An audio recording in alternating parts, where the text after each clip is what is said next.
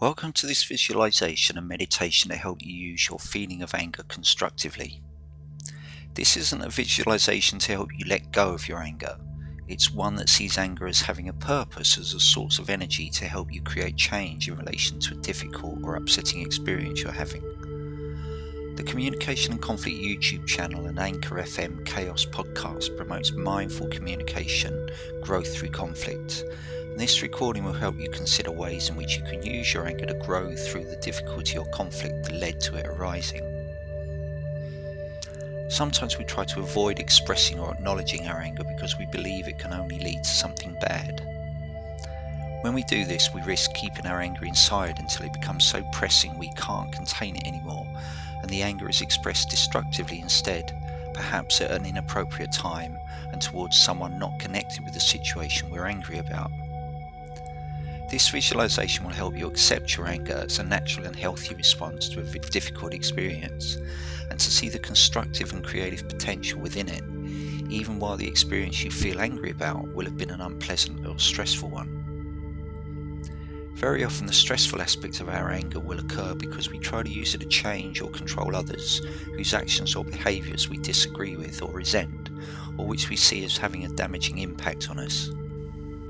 But we can't change or control others, and usually our attempt to do so is the reason why our anger can lead to a feeling of despair, because we're using our anger to try to control the uncontrollable, and so we feel powerless. When we redirect our focus towards the things we can control, we empower ourselves to create the changes we need. Sometimes we think it's wrong to be angry, and so we resist its presence both physically and in our thoughts. But anger is a natural reaction to something we feel upset or threatened by. The only thing that can be bad as a consequence of our anger is if we express it destructively, perhaps by attacking someone either physically or verbally, or doing something else with the intention to harm them. We may want to harm them and feel justified in feeling that way because of what happened, but ultimately if we express our anger destructively, we're inviting an escalation of the seriousness of our situation in return. This is what's often called the start or the maintenance of the revenge cycle, and it will be us who started it and maintained it if we use our anger in this way. But using our anger constructively doesn't mean we let people off if they've done something that is perhaps illegal or breaking certain rules. It just means we deal with it in a way that's not personal towards them. We focus on carrying out necessary actions rather than on demonizing or attacking the other person. This visualization will help you focus on your anger to support yourself in doing things you can control, and to use it as a source of energy to help you create the changes that will improve your situation or experience. Changes which support you in looking after yourself and creating ways forward that don't rely on others changing. Changes that mean the impact of their actions don't continue to affect you so painfully and stressfully. Changes that are created by you, which give you back the control and sense of empowerment that perhaps you thought were lost. So let's begin the visualization. First of all, find a space to sit or lie down for 20 to 30 minutes where you won't be disturbed. You're going to take this time to reflect on your situation and visualize potential ways forward for yourself which use your anger constructively as a source of energy for the natural creative purpose that your anger arose in you. Once you've settled and you're as relaxed as possible, start to think about the person or people or events or experiences that you feel angry about. What in particular leads to your feeling of anger? Was it something someone said, something they did? Is it something that happens often, or was it a one-off event? Do you feel ignored, threatened, taken for granted, or something else? Perhaps you're feeling angry on someone else's behalf because of something that's happened to them. Or perhaps you've experienced violence towards you in some way. Take some time to really think through what it is you feel angry about and why.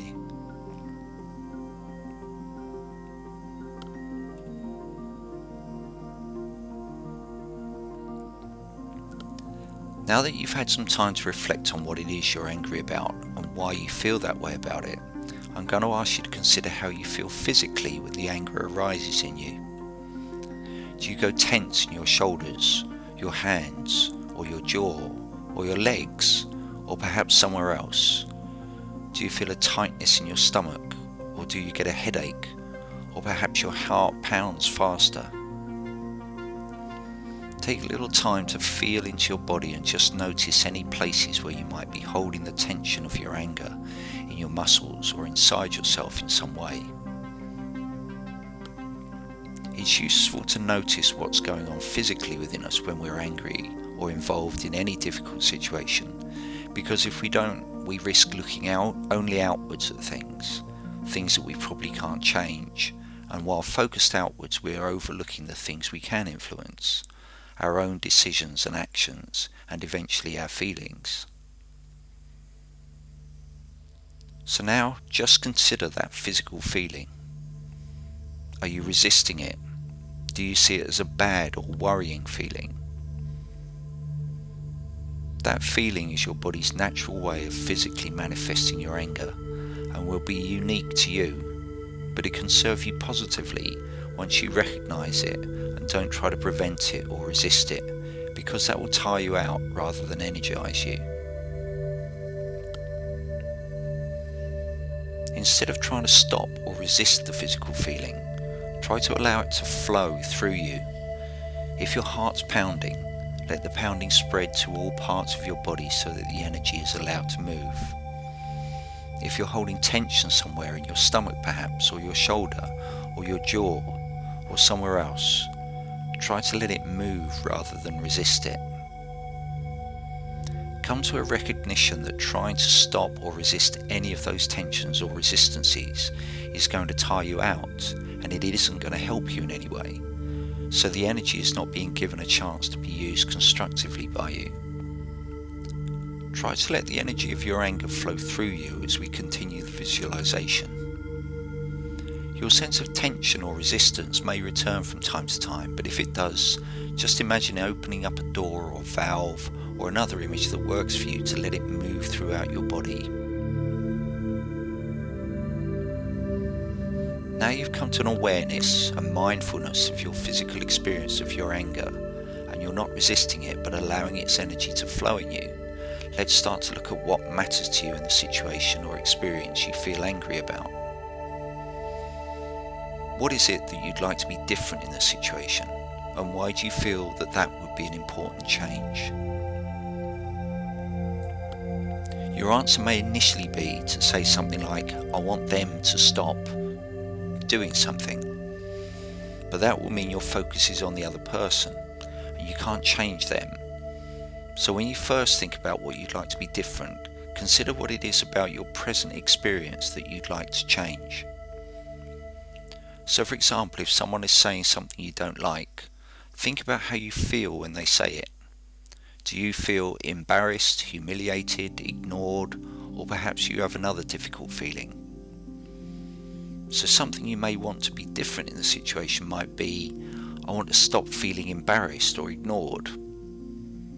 By considering your own experience, it means your focus is on you, which is something you're more likely to be able to change or influence, and so it will be a useful direction in which to focus the energy of your anger. Consider whether you believe that you can only feel differently if the other person changes in some way.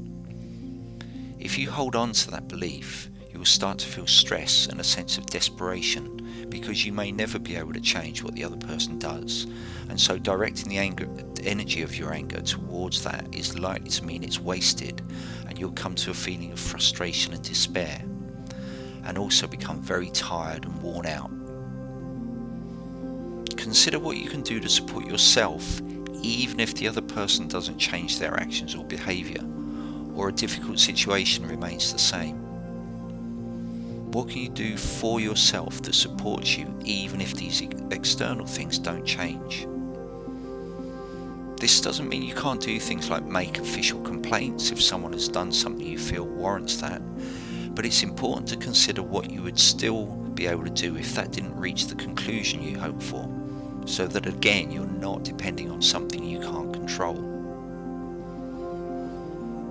Consider what you might do the next time a similar thing happens. What would you want for yourself in that situation that would mean you feel more secure, assertive, self-supporting, anything that would feel better to you. Take some time to consider what you might be able to do for yourself that would help towards that better feeling the next time a similar situation occurs.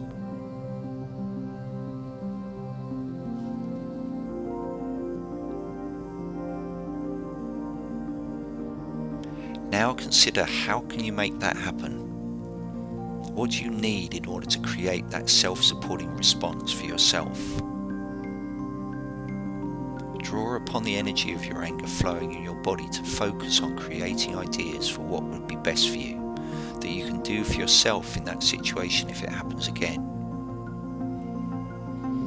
It may be a simple statement you might use, or it may be an action you decide to take, or it may be something that's part of a larger self-supporting strategy of actions that you think will help you to respond in a way that feels empowered to you, that feels assertive, that feels confident, and shows you that yes, you can deal with this, and in a way that feels self-assured and self-respecting.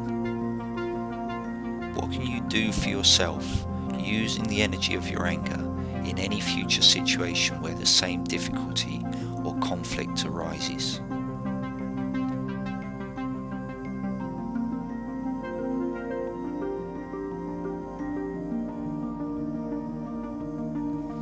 It's likely that if your ideas feel good to you, they'll not be focused on defeating the other person in some way, because you'll know deep down that that is likely to escalate the situation. Instead, if your ideas feel good, it's likely they'll feel strong and assertive to you, and will carry a sense that the other person's actions can no longer affect you so badly, even if they continue to act or speak as they have done. You'll see that you can create change in ways that feel right for you, whatever the other person is doing. So take time to think some more about your idea or ideas that support you, that feel right to you, that feel as if you do have some power or capacity to create positive, self-supporting change for yourself in your situation. I'm going to be silent for a few moments while you consider this.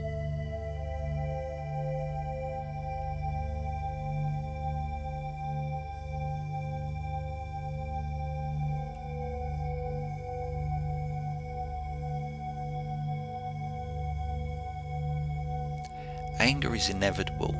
It's a natural reaction to a difficulty we experience that somehow feels wrong or threatening to us. An important part of being able to use the energy of your anger constructively is to be sure you forgive yourself for feeling it, to come to an acceptance of yourself for having this entirely natural feeling. When you have this acceptance, your ideas for how to use your anger constructively will come to fruition more easily. They won't cause any guilt in you. As long as your intention is to focus on supporting yourself and not on beating or destroying another person, your anger will help you to create change that means others' actions become less and less of a problem for you, because you'll know that you can always create a way of dealing with their actions in ways that look after you, that are self-supporting and creative.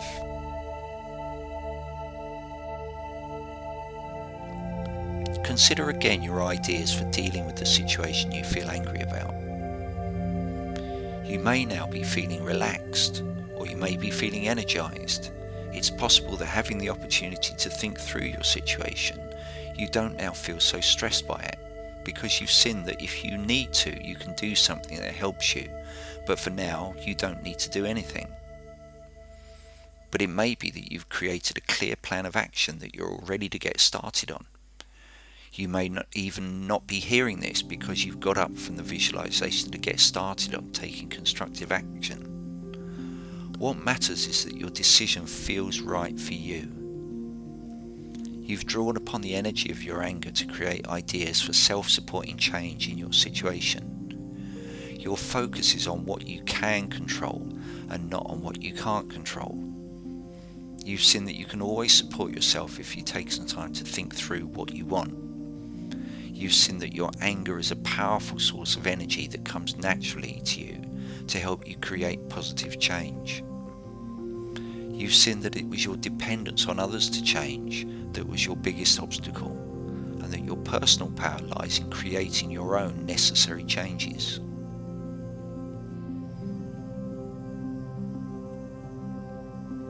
As we come to the end of this visualization and meditation on anger, refocus on the physical signs in your body that anger is present, and remember in future to draw upon the energy of that feeling to help you move forward.